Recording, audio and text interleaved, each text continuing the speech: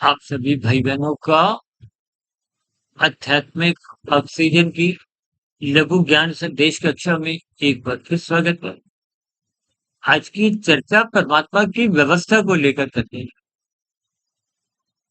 देखिए, जितने जितना आप परमात्मा की व्यवस्था को तर्क पूर्वक ज्ञान पूर्वक समझोगे, उतना उतना आपके स्वयं के जीवन में एक सात्विक स्थितियां मजबूत बनने लगेगी।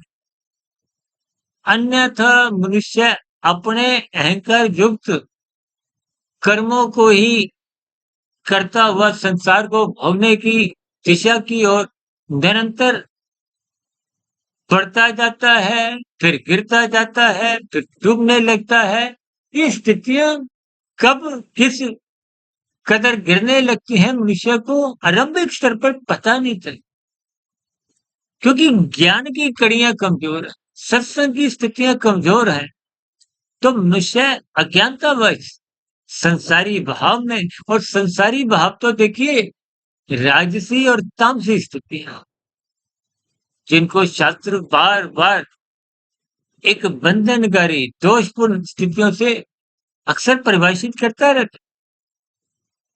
मनुष्य जब तक सत्संग नहीं करता, ब्रह्म मुहूर्त में उठता नहीं है, सात्विक स्थितियों को समझता नहीं है, ये परमात्मा की जो एक व्यवस्था है, कर्म फल सिद्धांत की स्थितियां हैं, उसको ज्ञान पूर्वक समझिए। ये प्रकृति की जो एक व्यवस्था है, जिसमें 84 लाख प्रकार की जोनियों की जो एक जन्म मरण की स्थितियां हैं, 4 पुरुषार्थ धर्म अर्थ काम मोक्ष की स्थितियां हैं।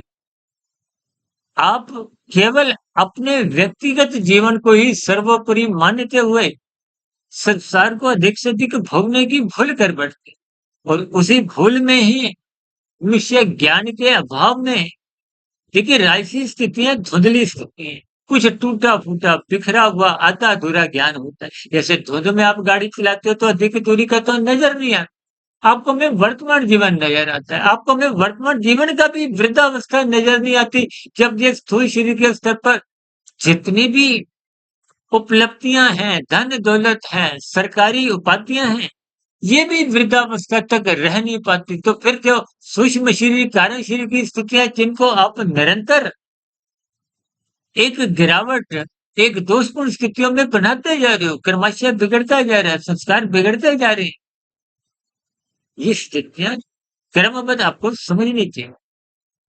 इसके लिए आपको ब्रह्म मुहूर्त ज्ञान उपदेश कक्षा के प्रसारित वीडियो को गंभीरता पूर्वक सुनना चाहिए, क्योंकि इस आध्यात्मिक ऑक्सीजन में तो हम देखिए विषय भोगों से उत्पन्न होने वाले जो एक प्रदूषण है, प्रदूषित स्थितियां हैं, दोष है, उन पर कुछ हल्का फुल्का निवारण, इसको कहते हैं ना फर्स्ट एड वाली स्थितियां होती है।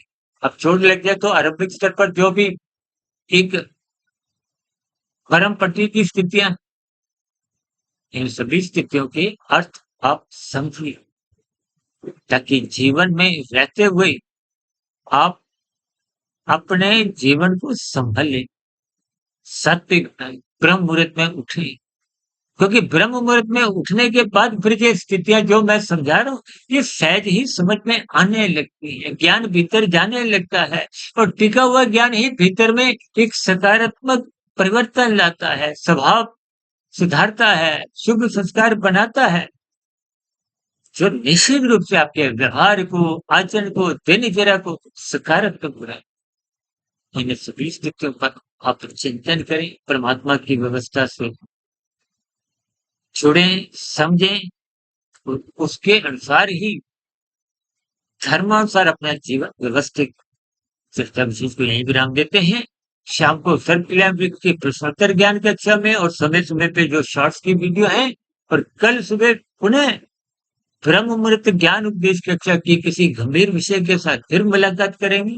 तब तक आप अपने आध्यात्मिक मित्र सुधीर भट्टाचार्य को इजाजत दें।